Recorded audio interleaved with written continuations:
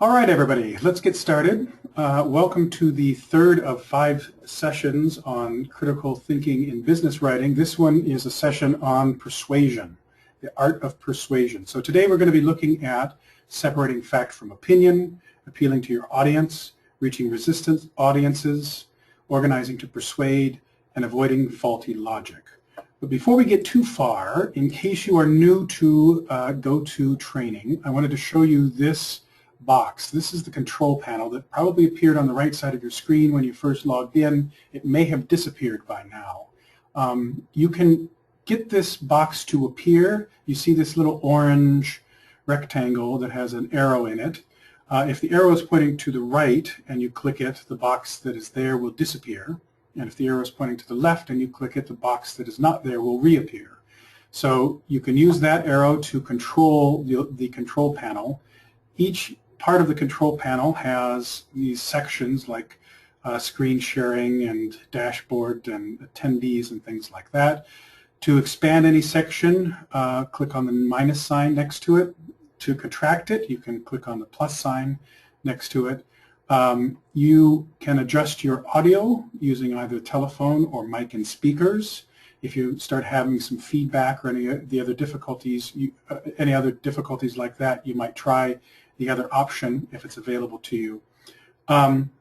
There's also this chat feature down here. If you type a message into this space, then you can share it either with the entire audience or you can choose to share it just with me. And we'll be using that feature a little bit later when we're sharing some of the things that we've written. There is also a feature here. You see that raised hand. If you would like to raise your hand, you can click on the spot next to that, next to your name, and your hand will go up, and then I will try to remember to keep checking that spot so that I can call on you. So sometimes when I'll ask if someone is willing to share something that he or she has written, and you can indicate your willingness by raising your hand, I will call on you and unmute your microphone, and then you'll be able to speak to the whole group. So, all right, so that is a quick look at the control panel. Yours is going to be different from mine. This is my master control panel. This is the control panel of the presenter. But at any rate, you're going to have some of the same sorts of features, and that's how it works. All right, so let's get back then to the lesson. Separating fact from opinion. When we're trying to persuade, the first most important thing is to figure out what is factual and what is a matter of opinion. So in order to determine that, well, let's take a look. What is a fact? A fact is a statement of truth that can be objectively proven based upon evidence. So it's not something that you can debate, or at least you can't debate it endlessly. You can find the evidence that indicates whether this statement is true or false, but it's not really debatable. So here's an example of a fact. The Chicago Transit Authority's L has the third largest weekday ridership of all rapid transit systems in the U.S. Well, that's a fact because you can prove it or disprove it. You can look at the number of people who ride the L and compare it against those riding mass transit in New York City and in L.A. and in Washington, D.C. and so on, and either that statement holds up or it doesn't. Now, an opinion is different. It's a personally held belief or attitude. You can't objectively prove it, but you can support it with facts and evidence. Okay? So, for example, the Chicago Transit Authority's L is the best rapid transit system in the United States. Now, what makes a rapid transit system best? Well, that's a matter of opinion. We haven't defined that. And so therefore it may be you're talking about total ridership or you're talking about value for your money. You know, maybe that there's another transit system that carries more people but at greater expense, all of that sort of thing. An opinion is something, it's a personally held belief, but you can support it using evidence. All right, so let's consider whether we can sort out facts from opinions. This first one, the president is the head of the executive branch of government. Let us, I'm going to launch a poll here to allow everybody to vote as to whether that is a fact or an opinion. So the poll is open. Go ahead and place your votes. Is that a fact or an opinion? And we've got 100% of the votes coming in, and the conclusion is that that is, in fact, a fact. Let's look at another poll. We're going to look at the second poll. The question is, the president is leading the country in the right direction. So is that a fact or an opinion? So the poll is open. Please go ahead and vote. All right, we have 100% of the votes in, and everybody said that is an opinion. And I think in our current political environment, everybody would say that is definitely an opinion. Okay, let's take a look at another poll. This one is, the vice president is second in line in presidential succession. So the poll is open. Is that a fact or an opinion? And we've got 100% of the vote in saying that that is a fact. All right, good. You guys are getting really good at this. Okay, let's look at one more poll.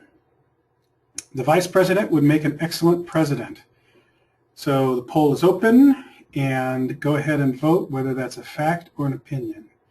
Yes, there's 100% of the vote in. And as you can see, that is an opinion. All right, so good. Now we are back to taking a look at our, and I should page right on through here. Let's think about what you can do with facts. How do you use facts to make an argument? Well, a fact-based argument is basically a logical argument. You state something factual, and then you state something else factual that builds upon that first statement, and then you come up with a factual conclusion based upon it. So when you're using facts to build an argument, you're basically using logic. Here's an example. Fact 1, only candidates with a bachelor's degree in information technology are considered for jobs in our IT department. Okay, if that is true, if those are the only, if you have to have at least a bachelor's degree to get a job in our IT department, and if Tasha was just hired in our IT department, if those two things are true, then the fact-based conclusion is therefore Tasha must have a bachelor's degree in information technology. If the first part is true and the second part is true, and the conclusion I derive from them is correctly derived, then we have a logical argument. All right, so let's try our hand at doing exactly that. Activity 2, create a fact-based argument. I'm going to launch a test. Don't worry, it's not going to be graded. The test feature in GoToTraining is just a way that I can capture what everybody is writing in response to a given activity.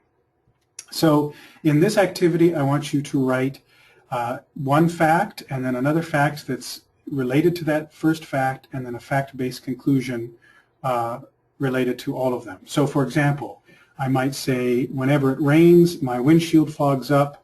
That's fact number 1. Fact number 2, my windshield is fogging up, and then my fact-based conclusion is perhaps it is raining, or perhaps it is about to rain, something like that. So let me launch this test that will allow you to enter your answers. And then at the end of the test, before you log out, I'm going to ask if anybody would be willing to share what he or she has written as a fact-based argument. All right, so we'll take about 3 minutes or so for people to write a quick fact 1, fact 2, and a fact-based conclusion. And then we'll have someone share. All right.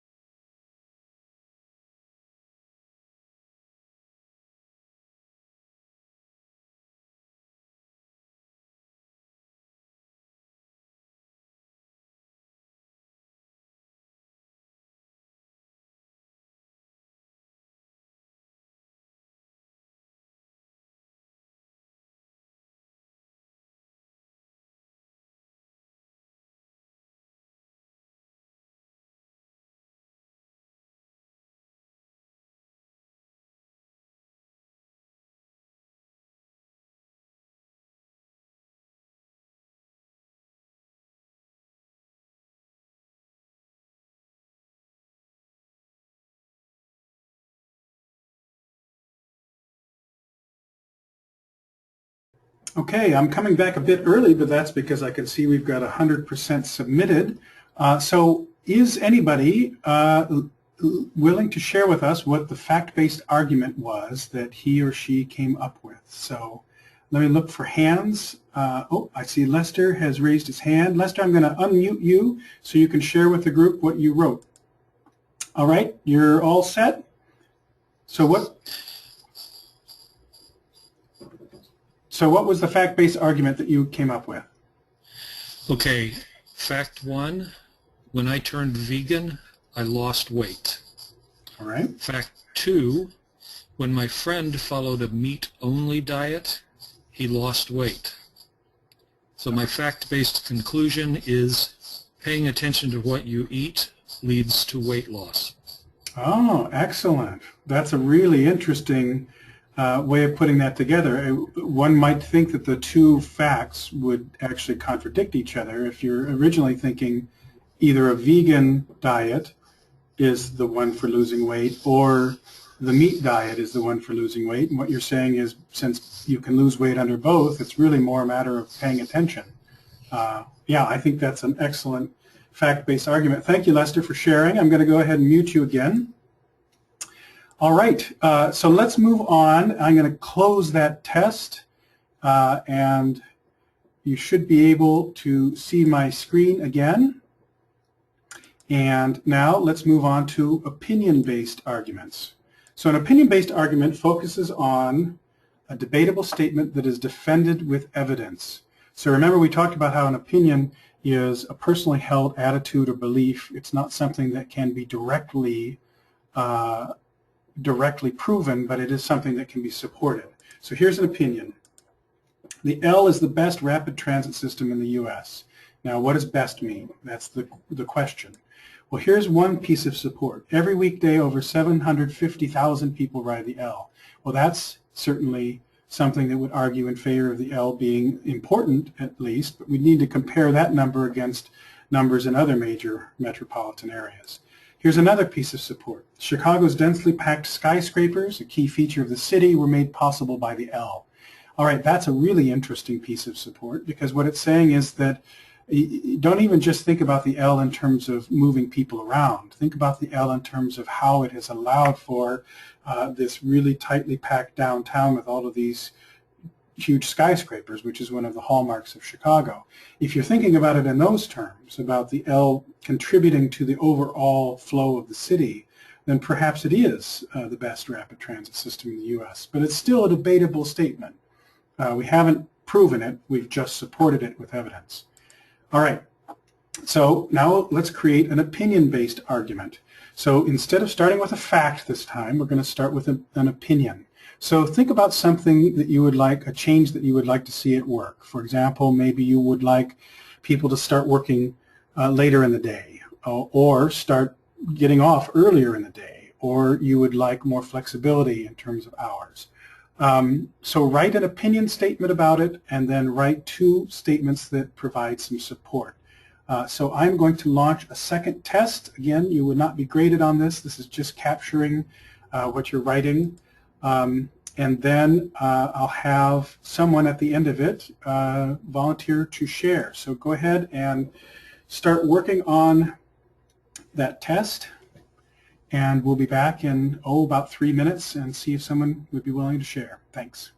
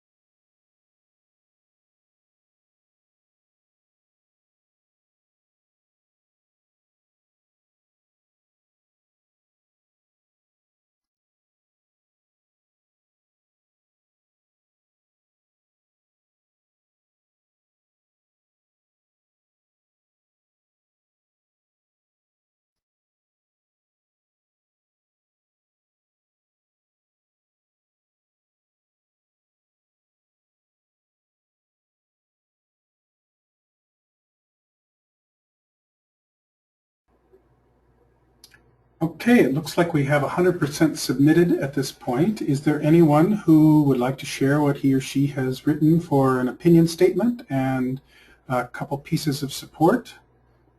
So I'll be looking for the hands to go up. Looks like Tim would like to share. So Tim, I'm going to unmute you. So what did you come up with for your opinion-based argument? Yeah, so my opinion statement is the Green Bay Packers are the most unique professional sports franchise in the United States. Okay. My first supporting point is the Packers are the only publicly owned franchise in the United States. Okay. And my second point is for years every game has sold out despite the frigid weather in Green Bay. Oh, excellent. Okay, so two types of support for that opinion statement. Obviously, there will be at least as many opinions on this as there are football teams in the United States as to, you know, which one is the original or which one is the unique one. But I think you've gotten two excellent pieces of support there to be able to talk about the public ownership of the Green Bay Packers as well as packing that field full of people even in sub-zero temperatures. So excellent job. All right, let me close that out and make sure that you can see my screen. There you go. And let's move along then. So now we're going to talk about appealing to your audience. So as Ben Franklin said, if you would persuade, you must appeal to interest rather than intellect. So we've started talking about how there are logical arguments. Oh, and Tim, sorry, let me mute you there. All right. There are logical arguments, and then there are persuasive arguments. And the persuasive arguments are the ones that deal more with opinions and debatable issues. When you're trying to persuade, you need to be getting at what your reader is thinking and what your reader is feeling. So first of all, how do you know what your reader knows, what your reader is thinking? You ask yourself two questions. What does my audience already know about this topic? Because I don't want to browbeat them with things that they don't know, but I also don't want to assume that they know something that they don't. So this is allowing us to get our writing into the right zone for our audience's knowledge level. What does my audience need to know about this topic? And what they need to know is related to the topic itself, but also to what your purpose is.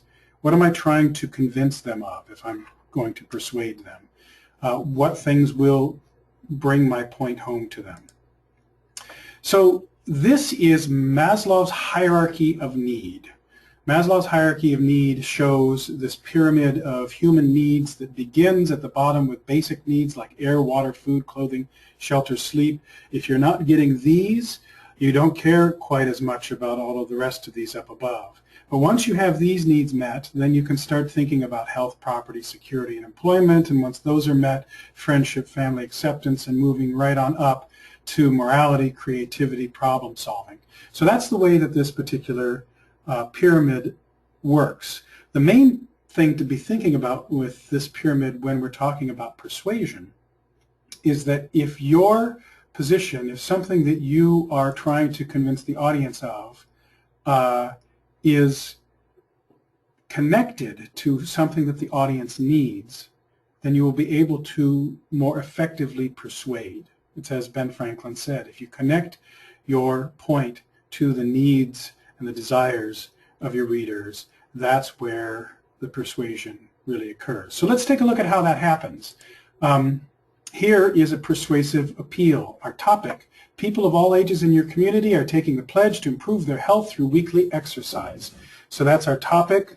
We're going to appeal to our readers' needs in terms of getting the reader to exercise weekly by appealing to various aspects of Maslow's hierarchy: health, achievement, family and friendship, and self-esteem. So first, health. Studies show engaging in moderately strenuous exercise for just 30 minutes a day can greatly improve your overall health, mood, and ability to live an independent and satisfying lifestyle.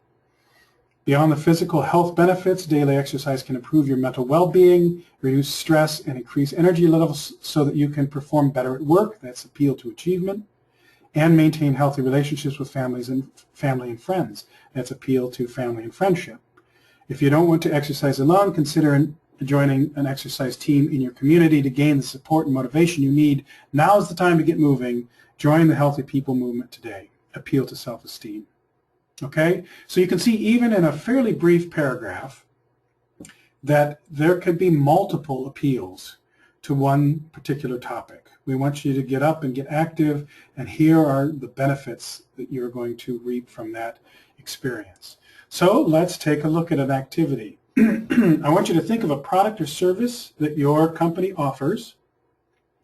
I want you to think of what part of Maslow's hierarchy that product or service would appeal to, and then I want you to come up with a persuasive appeal sentence. So in other words, a way that you can connect the product or service to that specific appeal.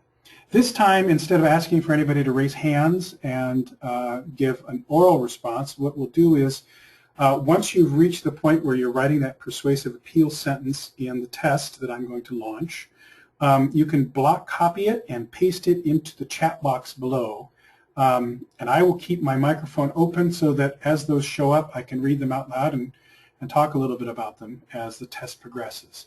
So let me enable this test, which is activity 4, constructing appeals, and go ahead and go to it.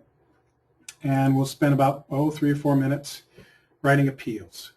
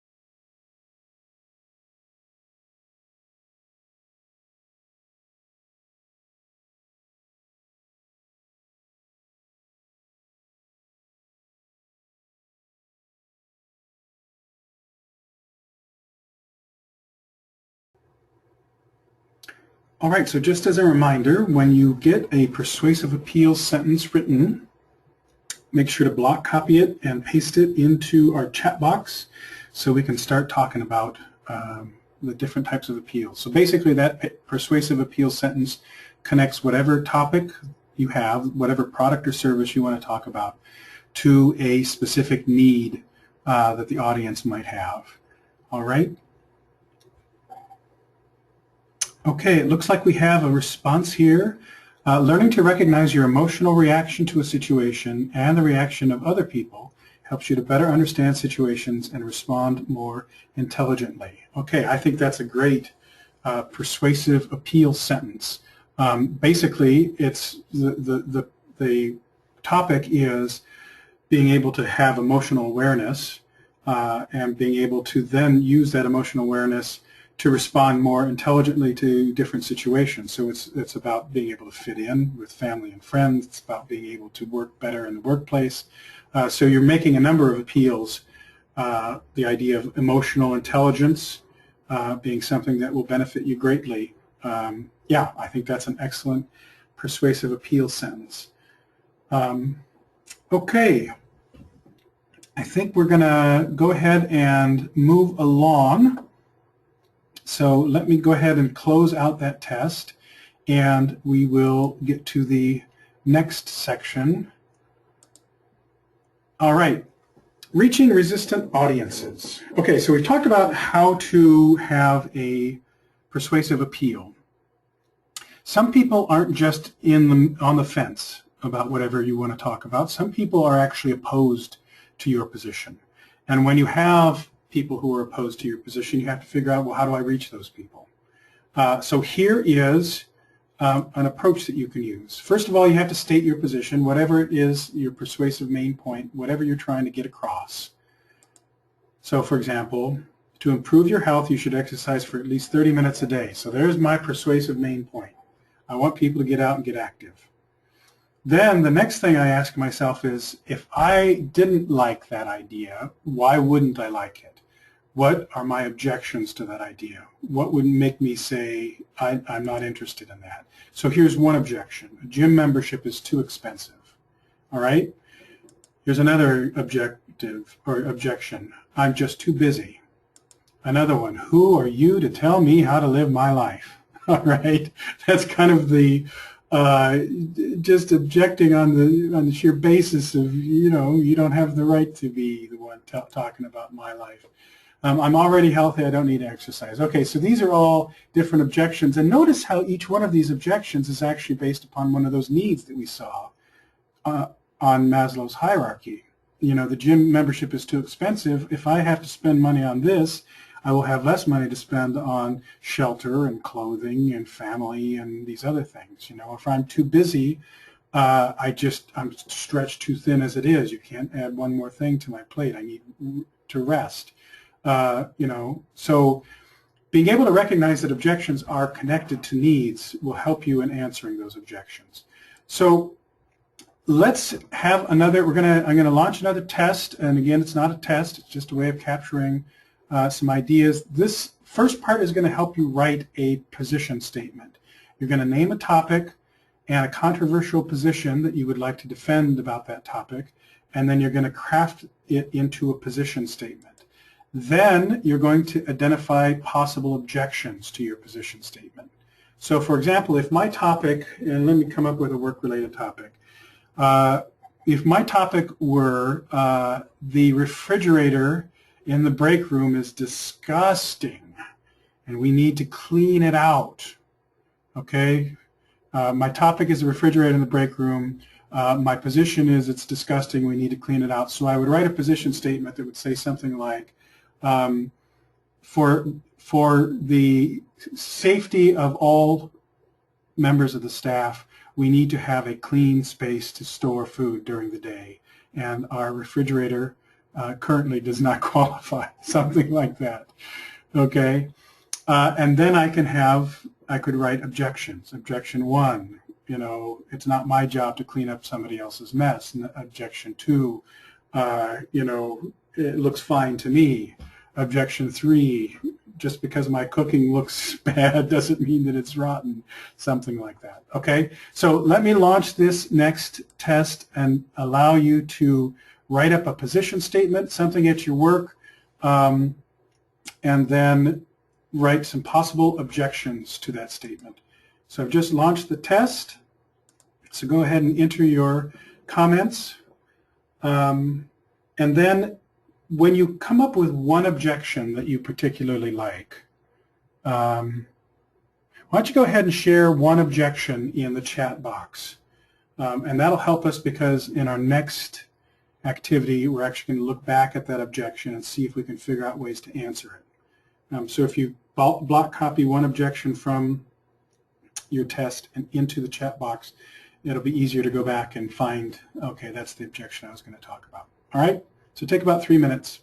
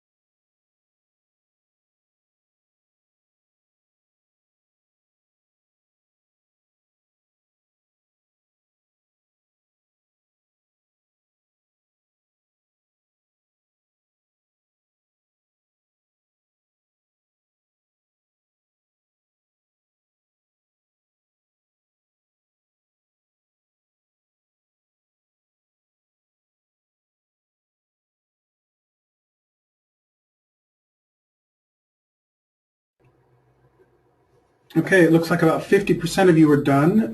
Remember, when you get done, to put one objection in the chat box. I won't be reading out the objections right at this point, but they will be there for you to go back to for our next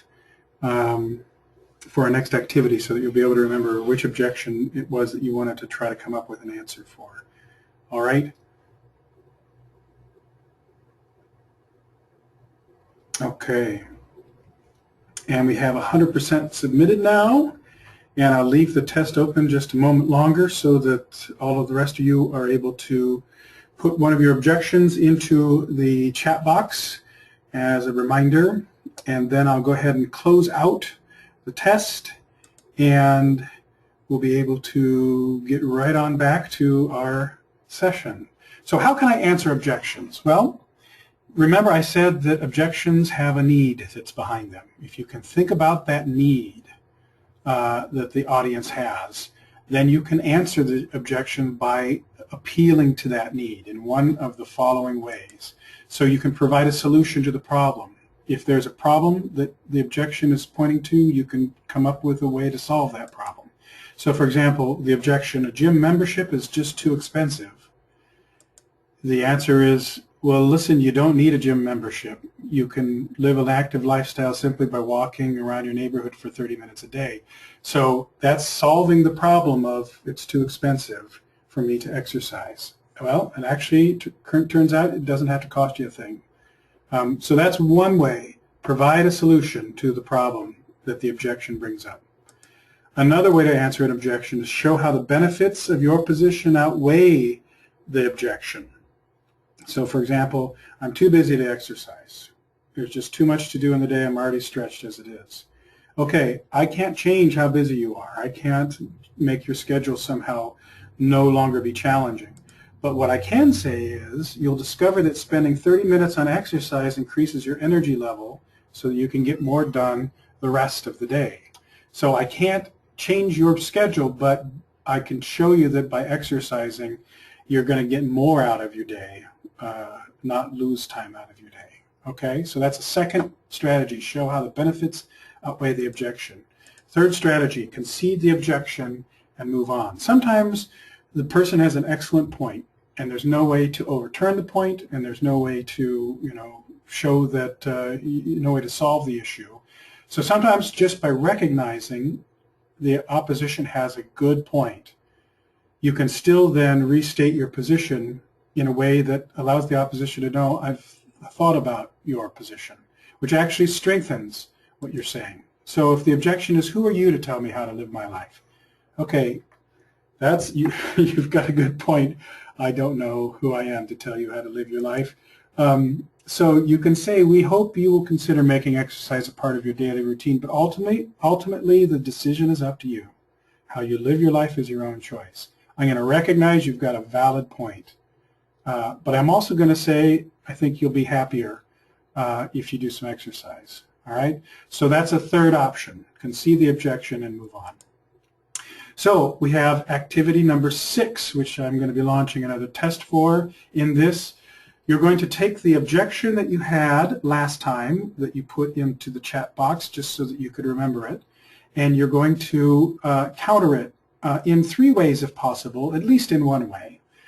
So provide a solution to the objection, show how the benefits outweigh the objection, or concede the objection and move on. So let me launch another test. This is for activity 6, answer an objection.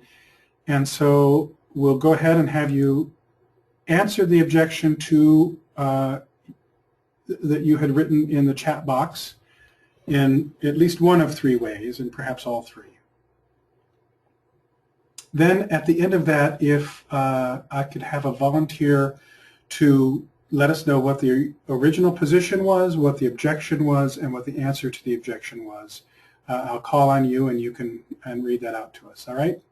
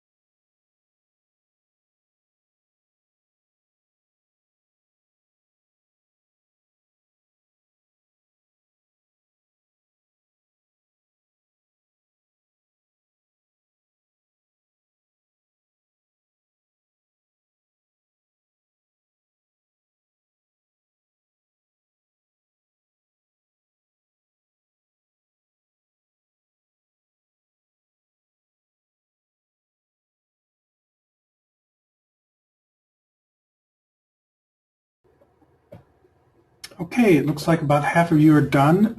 While the rest of you finish, does anyone from that first half would anyone be interested in sharing, first of all, what the original position was, and then what the objection was, and then what the answer to that objection might be? So I'll look for hands to go up and see if anybody, oh, it looks like Lester's available. So Lester, I'm going to unmute you. So what was the original position that you had stated?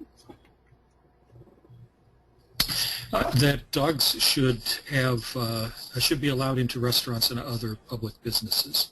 Okay, excellent. And then what objection did you pick out that you wanted to answer? Well, dogs make messes.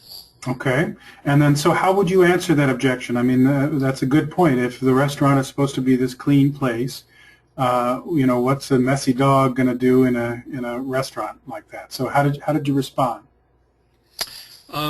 First, the solution to the objection, I wrote that when dog owners train their dogs well, the pets are no more unruly than children. And we don't bar children from restaurants and other businesses. Right, there you go. Excellent. Okay, so the solution is to keep, you know, to train dogs well, and then they aren't going to be messy. All right, did you have other answers? Sure. The benefits of the position outweigh the objection.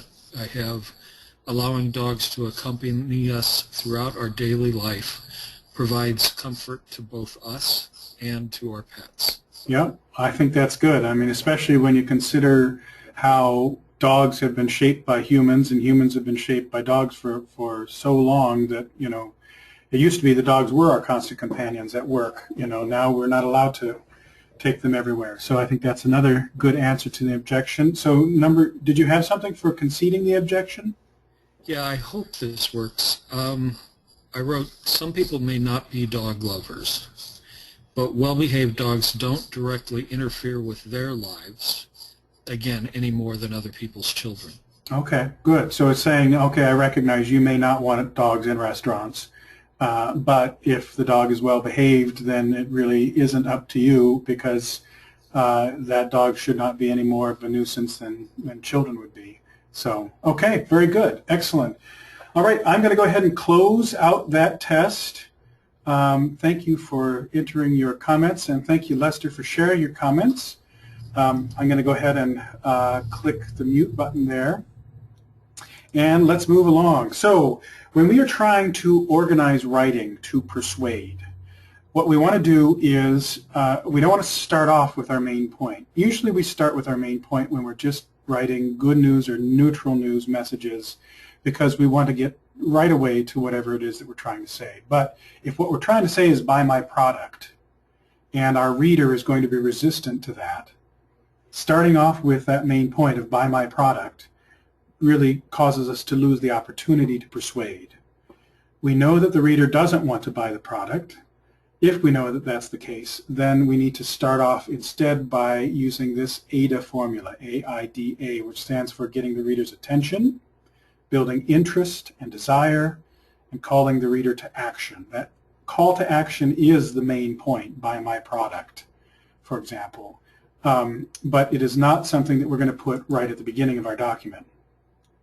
So let's see how AIDA works. Here are two examples of how AIDA works. Online lifelines. So first we want to get the reader's attention. Sure, Facebook is fun, but would you believe that it can save your life? Okay, you've got my attention. Now why do we have the person's attention? Because we're appealing to Maslow's hierarchy. We all want to be alive. We want to live. We don't want to have that threatened. And so if Facebook can save my life, I'm intrigued. I'm interested. What's going on here? What if some of your Facebook friends became actual lifelines for you? Well, now they can with a simple, free, see, we're building on the interest with simple and free. Everybody likes simple and free. App from the Department of Health and Human Services. You can designate some of your Facebook friends as lifelines. In an emergency, such as the terrible flooding from Hurricane Irene, your lifelines can check to see if you are okay and provide you shelter and help. So you can see how we're building from you've gotten my attention to now I am interested, and now I'm desiring this because I want to be safe from these situations. In times of crisis, when first responders may be overwhelmed with calls for help, some of the best help may be just a mouse click away. So go to hhs.gov, to download your own copy of the Lifeline app today, and tell your friends and your lifelines. Okay, so our main persuasive point is go to hhs.gov to download your own copy of the Lifeline app today. If we started with that, we've lost all opportunity to persuade, because anybody who's resistant is not going to go and do that right off the bat. You have to build attention, interest, desire, and then lead to action. Here is another example. And partly I'm showing you these because you can see that even in a very brief amount of words, a brief paragraph, you can build attention, interest, and desire and lead to action. So not so funny anymore. Chimpanzees on television often get a laugh, but their plight is no laughing matter. So-called chimp actors have careers that last only about 8 years, though they live to be 50 to 60 years old. What happens to them after they are in commercials? A lucky few go to zoos or sanctuaries, more go to labs as experimental subjects. So you can see how we've gotten your attention by talking about chimpanzees, and we all think that they're amusing, but they really have this plight, and these chimp actors are used for 8 years and then out of use, and I'm building interest and empathy for these poor creatures. Some go to labs, some are simply killed. Worse yet, the demand for chimp actors causes poachers to kill mother chimps in the wild and steal the babies. Now, if I'm supporting seeing a chimpanzee in a commercial, I have to recognize that I'm also supporting poaching on some level. And that now I really have a desire to help out with this situation. So the best way to stop these atrocities is to boycott companies that advertise with chimps, and let the entertainment industry know that using chimp actors is not so funny anymore. Join the Great Apes Preservation Society at greatapessoc.org and help us save these wonderful endangered creatures. So there's our action. We want people to join this society for the purpose of getting a collective push to stop using chimpanzees in television commercials and other forms of entertainment, so that therefore poachers will stop gathering them from the wild, and therefore they'll stop having all of these other difficulties. So ADA, attention, interest, desire, action. If we started with our pitch, we had lost our opportunity. Okay, so let's look at this again from an activity point of view. Activity 7, state a change you'd like to see, and then so you're going to state a topic from your workplace and a change you'd like to see and create a position statement. For example, maybe you want telecommuting to be a possibility in your workplace. So telecommuting is the topic. You want it to become an option available to all workers, and then you could write a position statement about telecommuting and making it an option. Then you're going to write attention, interest, desire, and action. Something that gets the reader's attention about telecommuting. Did you know that those who telecommute are often 110% as efficient as those who are having to work in their, something like this? And you'll have to make up some of these details, obviously, because we won't have the facts right at hand. Attention, and then interest, and build the desire, and then lead to the action. This time we're not going to have anybody have to share anything, because this is kind of a tall order, but I will capture it in the test so that I could take a look at what everybody's writing and get a sense of how this is working. So let me launch my test. So you're going to be stating a change and then using the ADA formula to argue for it, and we'll take about 3 or 4 minutes, and then we'll move to our last lesson. So the test is launched, and go ahead and fill in your position and then build an argument using ADA, attention, interest, desire, and action.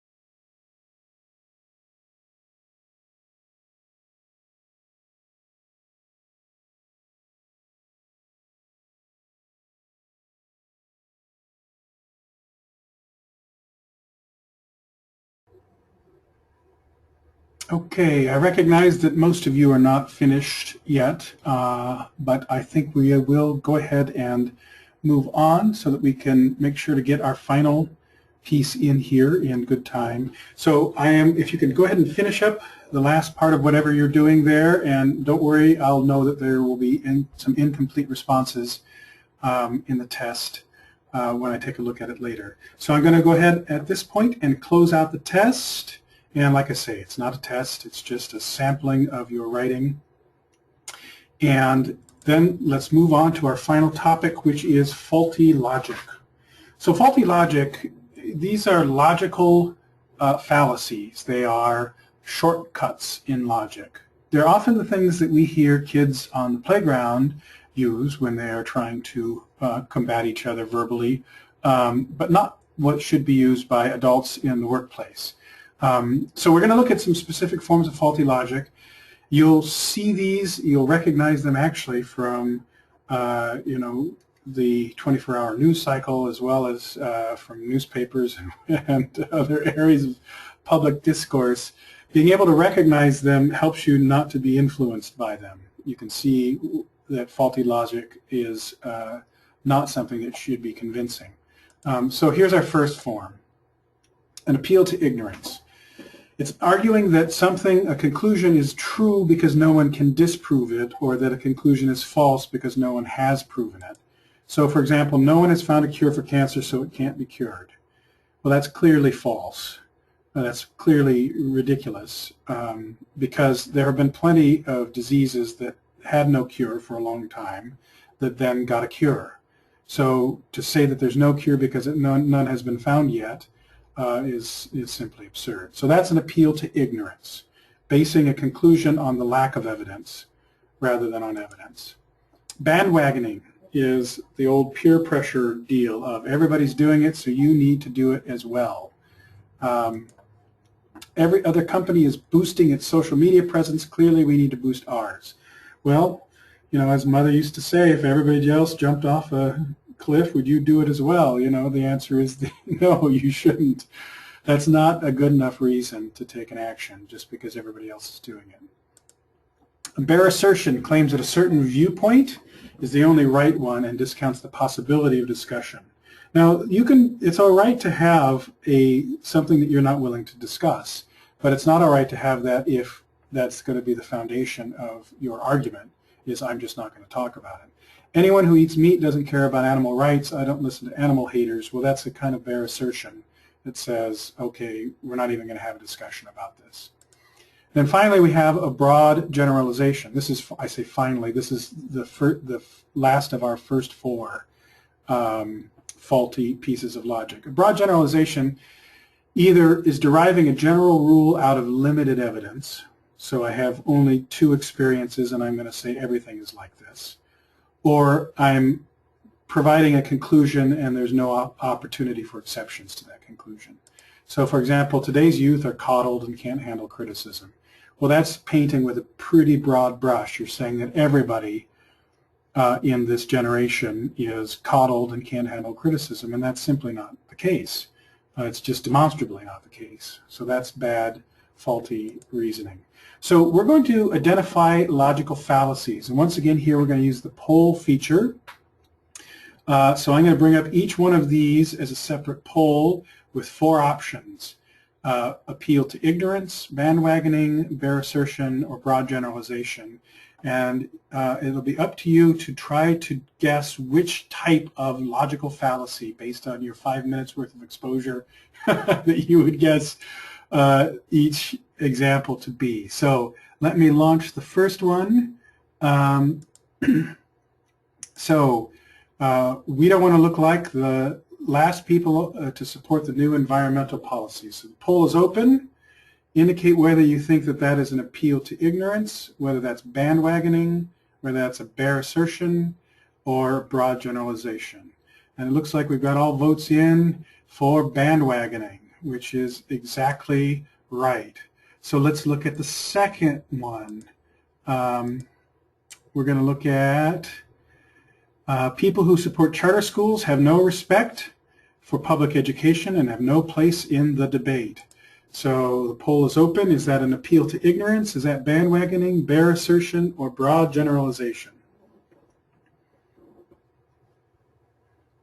All right, we have our votes in, and it's 100% for bare assertion. It's saying, look, it's my way or the highway. I'm not going to discuss this. So that's exactly what that is representing. Let's take a look at the next one. The Social Security Administration reports many fraudulent cases, so only criminals collect Social Security. So what is that? Appeal to ignorance, bandwagoning, bare assertion, or broad generalization? And we have all votes in for 100% with broad generalization. Very good. All right. And that leads us, I keep forgetting to share this before I give the answers away. That leaves us with the last one of these four, which is, I am not aware of any coworkers who signed up for the 5K race, so no one cares about the race. So is that an appeal to ignorance, bandwagoning, bare assertion, or broad generalization? Yes. Let's take a look at the poll results. That is an appeal to ignorance. I am not aware of any evidence, and so therefore here's my conclusion based on no evidence whatsoever. Excellent. Okay, great. So let's go back then to this screen, and we're going to look at some other, we've got bandwagoning, bare assertion, broad generalization, and appeal to ignorance. So let's look at 4 other cases. A false cause claims that one condition causes another when actually the 2 conditions are related only in a time sequence. So, for example, since the Childhood Obesity Initiative began, math proficiency scores have increased. Decreasing childhood obesity improves math education. Well, you know, the 2 things might have happened simultaneously, but you're going to have to do a lot more work than that if you want to, and I need to close this out. Sorry about that. I forgot to share and close out that last poll. And we'll be back to our screen here in just a moment. There we go. So you're going to have to do a lot more work than that to connect decreased obesity with increased math scores. It's just not a clear causal connection. So that's a false cause. The next one is a half-truth. A half-truth misrepresents a situation by providing only part of the story. Vaccinations have nearly eliminated polio and whooping cough. There is no need for children to get vaccinated for them. Okay, well, yeah, when they're nearly gone, it would seem like you might not need to be vaccinated for them, but that's ignoring the fact that the vaccinations are what caused them to be nearly gone. And places where children aren't vaccinated, they may have difficulty. So it's a half-truth because you're really only giving part of the story. Let's look at impressing with numbers. So impressing with numbers is misusing statistics in order to draw attention away from a faulty argument. So you don't really have a strong argument, so you're going to throw a bunch of numbers at people so they get all confused. The US GDP of nearly 15 trillion added to the European Union's GDP of over 16 trillion equals 31 trillion, which shows that China's GDP of 1/6 that amount is fairly insignificant. There's just a lot of numbers flying around here, and really to say that China's GDP is insignificant when it is perhaps the second, if not the first, largest in the world would be kind of a spurious argument. So there you go. Impressing with numbers is trying to overwhelm people with figures rather than having a strong argument. And then finally we have a slippery slope fallacy. This is one I really like because people will use it and even use the name slippery slope. They'll say, well, isn't this a slippery slope? And they're calling themselves out. They're letting everyone know I'm using a logical fallacy here. Basically, it's saying that one small event will lead to an unstoppable cascade of events. And usually that's not the case. So if you grant Mark an extension for this one project, everyone will want an extension and nothing will ever get done on time. So you're taking the one project and you're turning it into this vast difficulty that's going to just cause the whole company to explode, you know. Well, that's a slippery slope.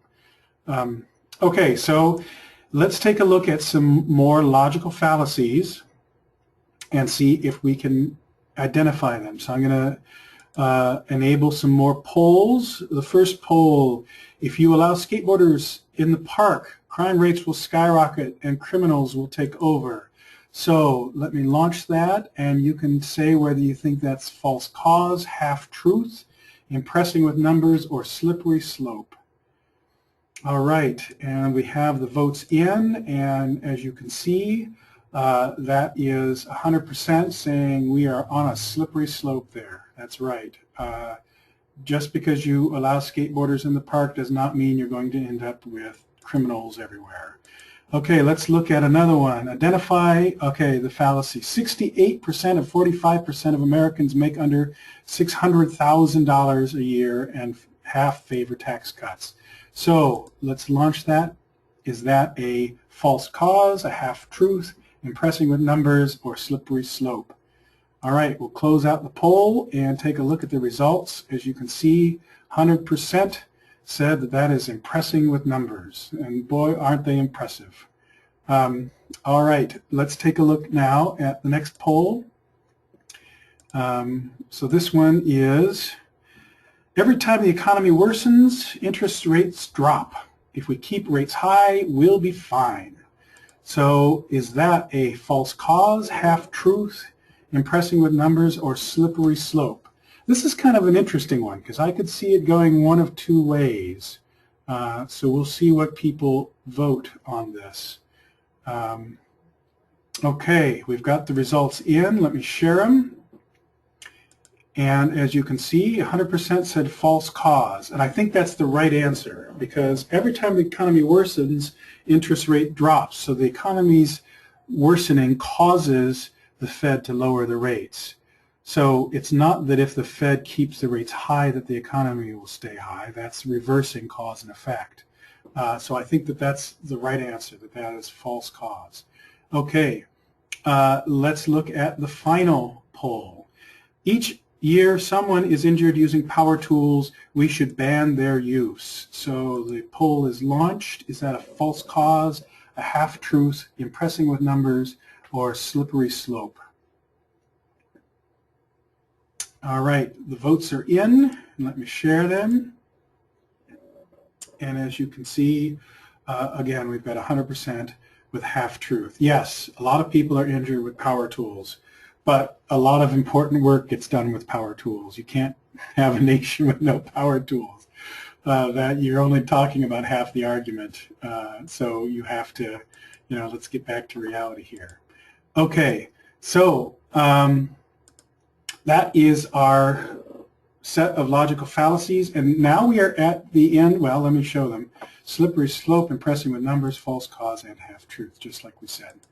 Okay, so now we have the lesson wrap-up. So this is our final little place that we get to do some review. So you're going to be asked what are fact-based and opinion-based arguments, write a sentence that persuades a colleague to attend a fundraiser with you, write a possible objection from the colleague, provide a solution to the objection, show how the benefits outweigh the objection, concede the objection, and move on. So I'm going to launch the test that has the opportunity for you to put answers into those items, and then I'll be able to review what you've written and kind of gauge as to the effectiveness of this lesson and whether the ideas have come through to you. So let me go ahead and launch that, and then we'll just leave the test open until all of you are finished with it, and then I'll close it out and we'll close out the session. Thank you so much for joining me with Persuasion today.